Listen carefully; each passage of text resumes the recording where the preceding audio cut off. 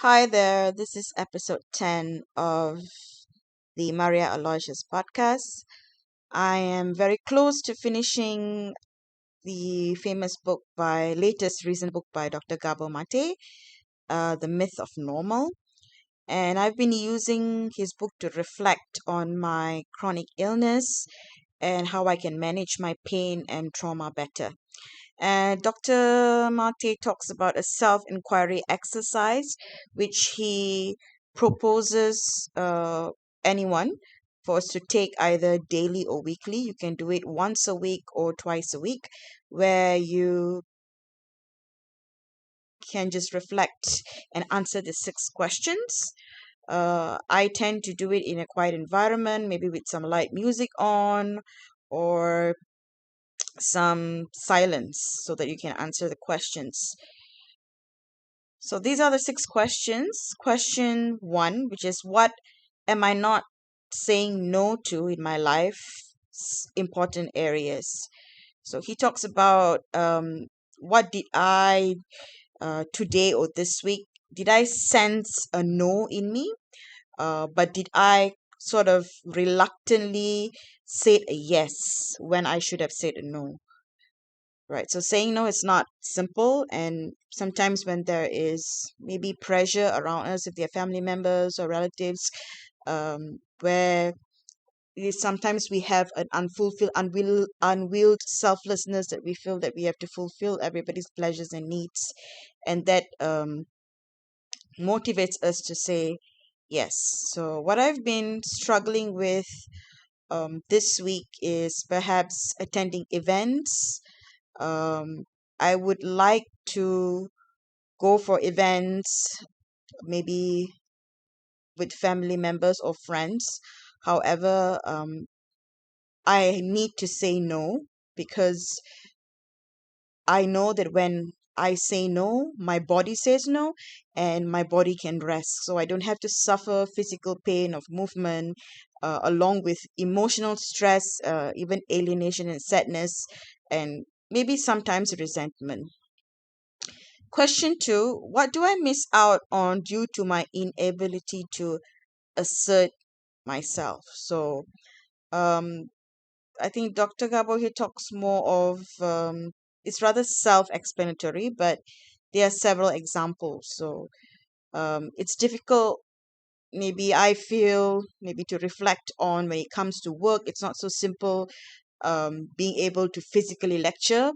I would, resort to online lecturing and finding more opportunities. So everything is planned, like for example, movement, my daily schedule or weekly schedule, a monthly schedule is planned, and I don't feel that it is as spontaneous as I used to be. So sometimes that gets me down, not being able to be spontaneous, not being able to just pick up my bag and just travel anywhere or get on a flight or visit a new place, a new city. So that's question two. Question three, what bodily symptoms have I been overlooking? Yeah, so when it brings us back to when we say no, when our body says no. So we know our body on a daily and weekly basis, due to managing chronic pain, and we can understand the emotions that we are suppressing, and we need to look at our symptoms like feeling fatigue, lethargic, having back pain, stresses. All these are little signs of signaling, where we try to overpower the fatigue and try to do something. It can be simple as any household chores. So I'm very mindful nowadays. What are the bodily symptoms that I've been overlooking? Is there something that I do, maybe too much or over the limit, that actually gives me different types of bodily symptoms? Question four, what is the hidden story behind my inability to say no? So this is more of a reflection question, where we rationalize and look into our core beliefs. And what must I believe about myself to deny my own needs? this way. So when we say no, it means that we cannot handle something. So it is perceived as a sign of weakness, but that is not how we're supposed to look at it. We can say no, but we still deserve to be loved and admired and appreciated. And other people, we should have the perception that other people's maybe notion or perception towards us is none of our business. So we can say no, and we can take accountability for it. And yeah, it works vice versa. Parents, children's, relatives, or even workplace obligations, learning to say no. Question 5. Where did I learn this story? So it brings us back to the original question. Um, does the interaction with our caregivers or our parents as children to take how do we take trauma personally? Right, so it's because of our caregivers we learn, so we sort of have to relearn our concepts from there. And we look into our past, so we look at times where um when we should have said no, when we should have looked after our body, but we were compelled to say yes. So we take a trip down memory lane, looking at the past, not to pinpoint but rather to learn from those childhood experiences.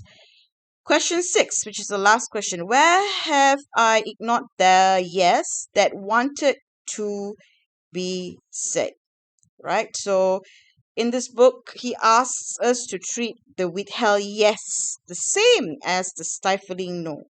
Okay, so we should reflect on occasions or events that when we sacrificed the yes. There are so many events, so many experiences, situations that we want to say yes to, but we are held back because we are too long practicing saying no. So it's sort of a healthy balance between saying yes and saying no, understanding your bodily symptoms when it comes to emotional stresses, physical stresses, mental stresses. And I definitely think that you should pick up this book. It is life changing, and it has helped me to learn to manage my pain and to release my trauma. See you in the next episode.